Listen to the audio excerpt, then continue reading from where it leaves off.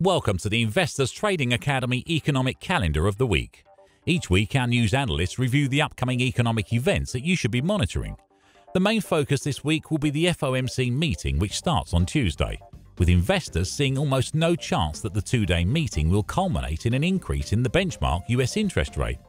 The highlights will be Janet Yellen's press conference following the rate statement on Wednesday.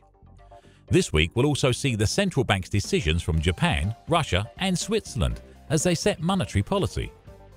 Sunday is the informal deadline set by Greece's creditors to reach a bailout agreement, which expires at the end of June. Greek Prime Minister Alexis Tsipras has until the end of the month to release a payment of as much as 7.2 billion euros from the country's rescue package before the agreement expires.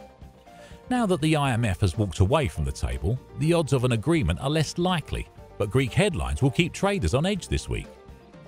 On Monday, US industrial production probably rose in May for the first time in 6 months, while consumer prices are seen climbing by the most in more than 2 years, separate reports will show.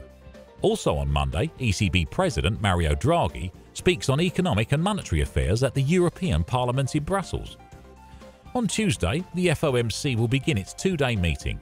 On the economics calendar, new housing starts in the US probably cooled in May after surging a month earlier to the highest level in 7 years. Economists forecast the Commerce Department to report.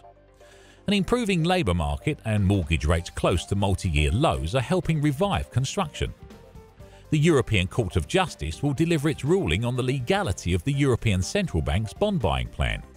The announcement is due in the late morning and the ECB Executive Board member Yves Mersch will speak on the ruling. On Wednesday, the Federal Reserve hands down its interest rate decision. No one expects the interest rate normalization process, rate hikes, to begin just yet, but investors will be hoping for future guidance. On Thursday, the weekly data on job claims is issued, together with consumer prices, inflation, the current account, the leading index, and the influential Philadelphia Federal Reserve survey. The consumer price index data should show that underlying inflationary pressures are still restrained. The core measure of the prices, which excludes food and energy, may have lifted 0.2% after a 0.3% rise in May. But the headline CPI may have lifted 0.5% in May, underpinned by higher gasoline prices. As the week comes to an end, the Bank of Japan ends a two-day meeting to set monetary policy, after Governor Haruhiko Kuroda last week said there was no reason for the yen to weaken further, raising a potential hurdle to additional easing as the bank seeks to boost stalling inflation.